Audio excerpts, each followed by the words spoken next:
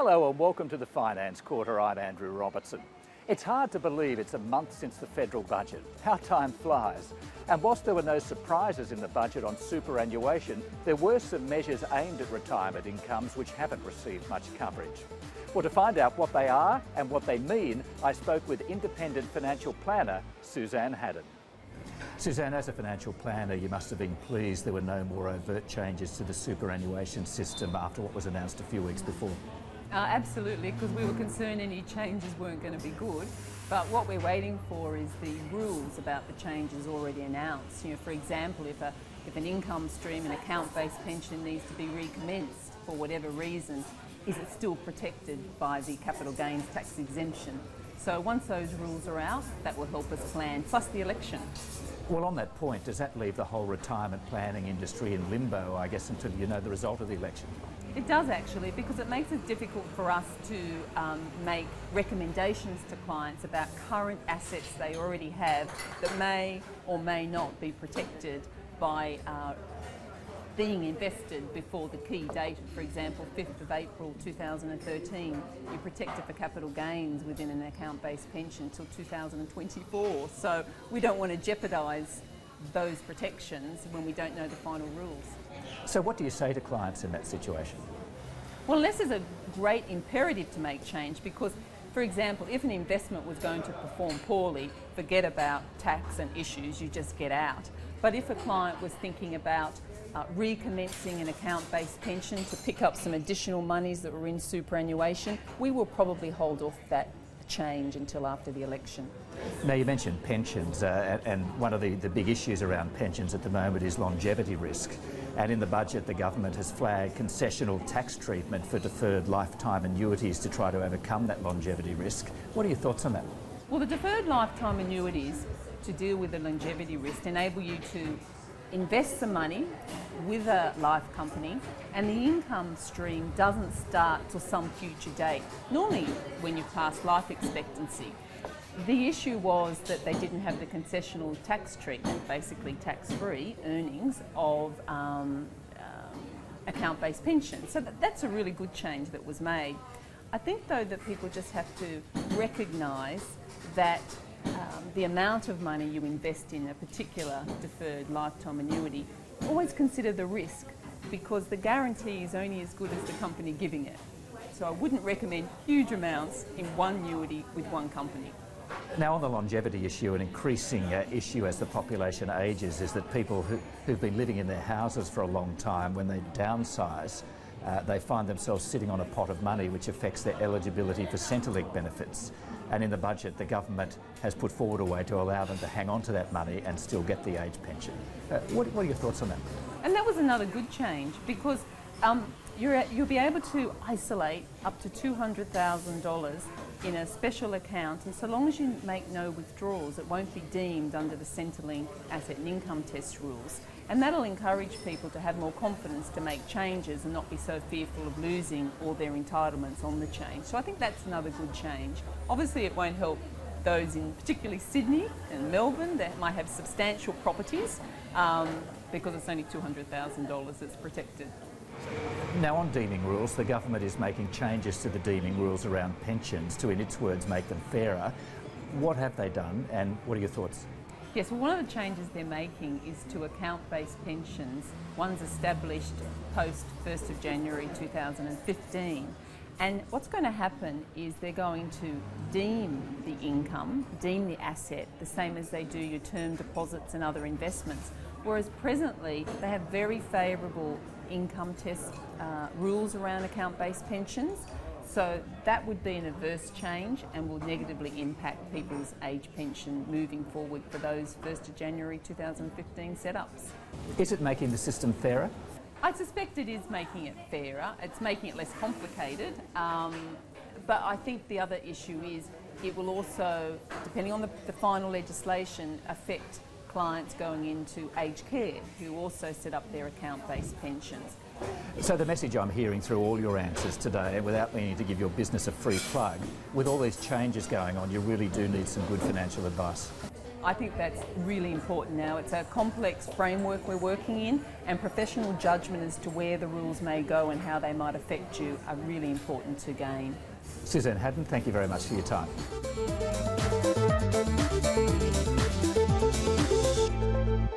It's hard to believe in the 21st century, but it's estimated that 21 million people around the world are living in slavery.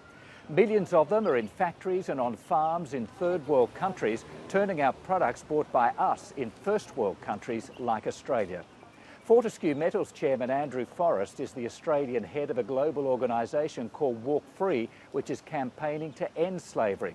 Mr Forrest says it's vital that first world companies, both big and small, ask hard questions of their suppliers and have a zero tolerance for slavery. We're approaching big companies and small wherever we go to say, do what Fortescue did, investigate your supply chains, ask your suppliers to covenant on oath that there is no slavery within their supply chains as well as yours, and then you can ensure that you have your hands completely clean. And if you do find slavery, then that isn't something to be mortified about unless you don't fix it.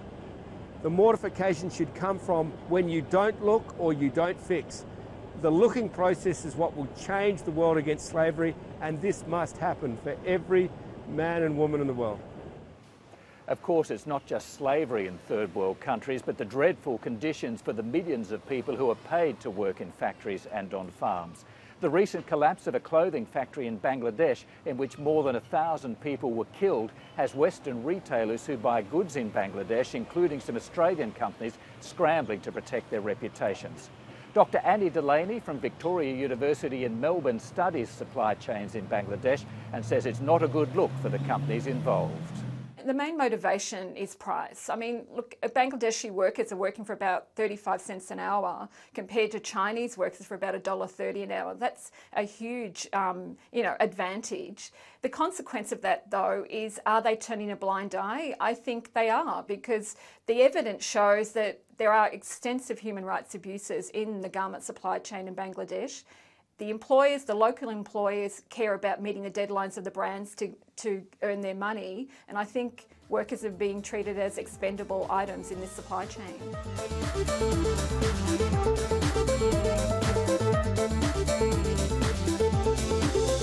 The bottom line is, though, that not much will change until we consumers stop buying goods made in places where workers get exploited. Now, Australia's peak superannuation body says it's concerned by the high number of people taking their super as a lump sum rather than an income stream.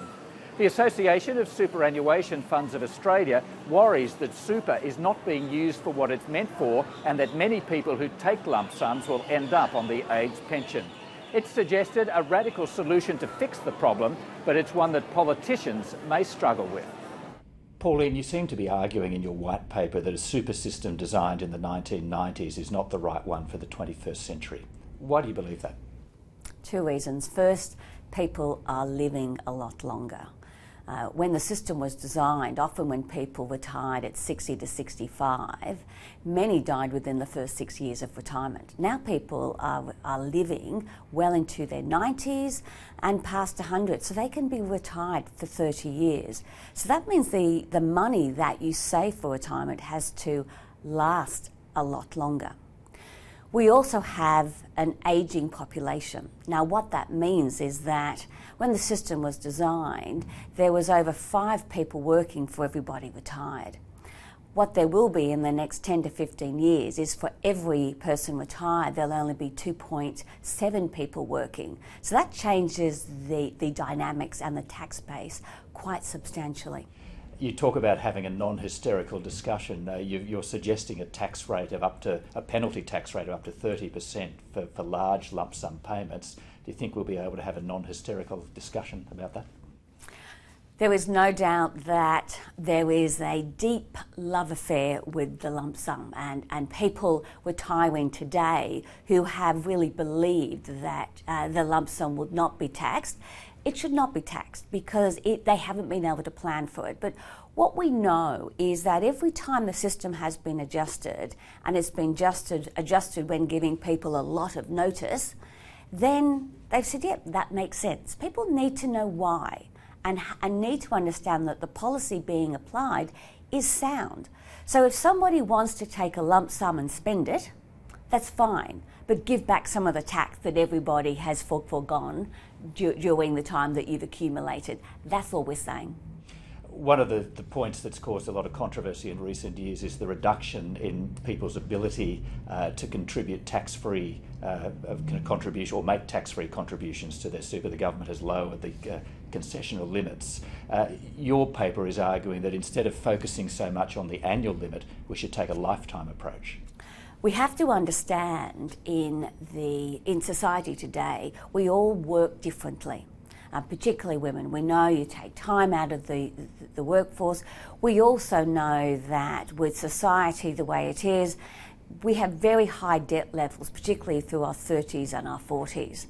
And many people only really start to have their head above water in their late 40s to their 50s. So what we need to do is encourage people to put as much as they can for retirement. Now, you think about that. Many years ago, very hard to apply a lifetime cap on how much you could put in because we just didn't have visibility of people's money in their superannuation accounts. With technology and with improved reporting, the ATO now has that visibility. So it's much easier and cost effective to administer. So now we can start thinking about that. What it also does is if I'm working till I'm 65, 70, so we've got to encourage people to work longer. And again, it means in my 50s and my 60s, I can put those extra amounts in when for many people they don't have that tax burden. And that means they still have time to catch up and still get the advantage of compound interest. Pauline Vamos, thank you very much for those thoughts. Pleasure. Now, one of the most contentious issues around superannuation is at what level does a retirement income subsidised by the public purse become middle-class welfare? We'll be tackling Pauline Vamos on that in our next program. But that's all for this edition of the Finance Quarter. As always, if you'd like to see any part of the program again, you can find us on the ABC News website. Just go to the business page and click on the Finance Quarter icon. We're also on Twitter at the address on your screen now, and we'd love to hear from you. Thank you for watching, and we'll see you next time on the Finance Quarter.